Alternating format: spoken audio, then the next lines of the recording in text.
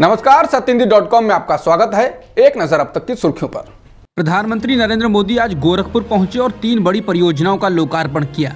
इसमें एम्स अस्पताल, खाद कारखाना और रीजनल मेडिकल रिसर्च सेंटर शामिल है। इन तीनों परियोजनाओं की लागत 9,600 करोड़ रुपए है। बीजेपी ने पूर्वांचल में बहुत जोर लगाया हुआ है। इस दौरान पीएम मोदी ने समाजवादी पार्टी पर हमला बोला। उन्होंने कहा कि ये यूपी भली भांति जानता है कि लाल टोपी वालों को लाल बत्ती से मतलब रहा है, आपके दुख तकलीफों से नहीं। उन्होंने कहा कि लाल टोपी वालों को सरकार बनानी है, आतंकवादियों पर मेहरबानी दिखाने के लिए, आतंकियों को जेल से छुड़ाने के लिए। इसलिए याद रखिए, लाल टोपी वाले यूपी के लिए रेड अलर्ट हैं। सपा और रालोद ने मंगलवार को मेरठ में हुई पहली संयुक्त रैली में जबरदस्त भीड़ जुटाकर यह संदेश दे दिया कि पश्चिमी उत्तर प्रदेश में मुकाबला जोरदार होगा। इस दौरान अखिलेश यादव ने कहा कि बीजेपी का सूरज अब हमेशा के लिए डूबेगा और अब बदलाव होगा। इसके बाद अखिलेश ने ट्वीट कर पीएम मोदी के लाल टोपी वाले बयान पर पलटवार किया और कहा कि भाजपा के लिए रेड अलर्ट हैं महंगाई का, बेरोजगारी बेकारी का, किसान मजदूर की बदहाली का, हाथरस लखीमपुर महिला व युवा उत्पीड़न का, बर्बाद शिक्षा, व्यापार व स्वास्थ्य का और लाल टोपी का, क्योंकि वे ही इस बार भाजपा को सत्ता से बाहर करेगी। अखिलेश ने कहा कि लाल का इंकलाब होगा, 22 में बदलाव होगा। मेरठ की रैली में जयंत चौधरी ने कहा कि 1 साल किसानों का अपमान हुआ, भाजपा के किसी भी पद पर बैठे किसी नेता की हिम्मत नहीं हुई कि वो बोले। लखनऊ में अदब है, मेरठ में गजब है। ये चौधरी चरणजीत सिंह की कर्म भूमि है। युवा कह रहे हैं कि भाजपा को सरकार भी गंवानी पड़ेगी। इस दौरान जयंत चौधरी ने केंद्र सरकार की तुलना एक चोर से की। इसके अलावा योगी आदित्यनाथ पर हमला बोलते हुए जयंत चौधरी ने कहा कि सीएम योगी से सरकारी काम नहीं हो पा रहा है, इसलिए उनको फ्री करो और गोरखपुर के बछड़ों के साथ रहने दो। उत्तर प्रदेश में कानून व्यवस्था सुधारने और महिला सुरक्षा के कितने भी दावे किए जाएं, लेकिन एक के बाद एक ऐसे अपराध उन दावों की पोल खोल देते हैं। देश के गृह मंत्री अमित शाह ने जिस यूपी के लिए कहा था कि अब यूपी में 16 साल की लड़की भी गहने लादकर रात 12 बजे सड़क पर निकल सकती है, उसी यूपी में एक स्कूल की 10वीं की 17 छात्राओं के साथ छेड़छाड़ की वारदात हुई है। ये मामला यूपी के मुजफ्फरनगर का है। इस मामले में 2 स्कूलों के प्रबंधकों के खिलाफ एफआईआर दर्ज की गई है। आरोप है कि छात्राओं को सीबीएसई प्रैक्टिकल परीक्षा के बहाने दूसरी जगह ले जाया गया था। 17 नवंबर की रात लड़कियों को कथित तौर पर सेडेटिव यानी नशे वाला ड्रग्स मिलाकर खाना खिलाया गया और उनके साथ छेड़छाड़ी की गई। एफआईआर के अनुसार नशा करने के बाद 17 बेहोश हो गईं और अगले दिन ही घर लौटी। उन्हें धमकी दी गई थी कि वो किसी से बात नहीं करेंगी, नहीं तो उनके परिवार के सदस्यों को मार डाला जाएगा।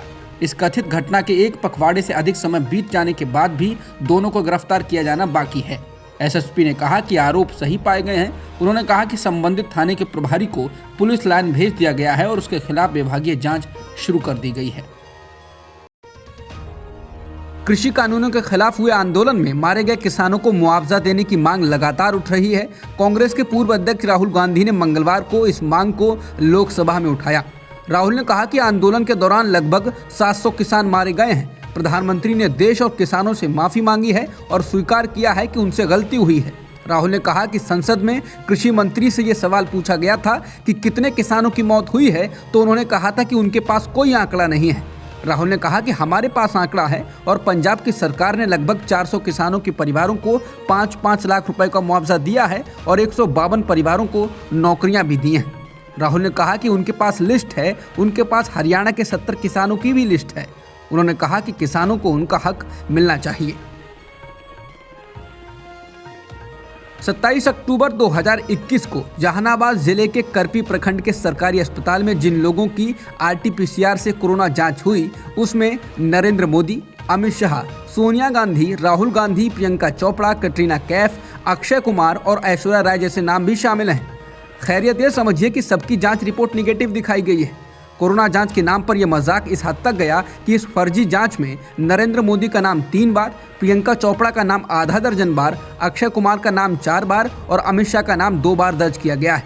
इन सब नामचीन हस्तियों का पता करपी प्रखंड के विभिन्न गाँव में दिखाया गया है। हालांकि इन नामों के साथ जो फ़ोन नंबर दर्ज किए गए हैं वे बक्सर, पटना, झुमरी तलैया से लेकर हरिद्वार तक के निकले हैं। हालांकि कुछ नंबर अरवल जिले के भी निकले हैं। नागालैंड सरकार ने armed forces special powers act 1956 यानी एफस्पा को रद्द करने की मांग केंद्र सरकार से करने का फैसला किया है। कैबिनेट की एक आपातकालीन बैठक में ये निर्णय लिया गया है और अब केंद्र सरकार को इसके लिए औपचारिक चिट्ठी लिखकर भेजना बचा है। इसके साथ ही राज्य सरकार ने पूर्वोत्तर का सालाना सांस्कृतिक उत्सव हॉर्निबल फेस्टिवल भी खत्म कर दिया है। 6 दिनों तक चलने वाले उत्सव का ये चौथा दिन था। इसके पहले नागालैंड के 6 कबीलों के संगठन ने फेस्टिवल का बॉयकॉट करने का ऐलान किया था। मुख्यमंत्री न्यूफियो रियो ने नागालैंड फायरिंग में मारे गए लोगों की अंत्येष्टि के समय हॉर्निबल फेस्टिवल को बीच में ही खत्म करने का ऐलान किया। उन्होंने इसके साथ ही एफस्पा रद्द करने की मांग को दोहराया। मध्य प्रदेश की राजधानी भोपाल से लगे विदिशा जिले के एक मिशनरी स्कूल में जमकर उत्पात मचाने और पत्थरबाजी करने के आरोप में बजरंग दल के 4 प्रदर्शनकारियों को पुलिस ने गिरफ्तार किया है, जबकि अन्य की तलाश की जा रही है।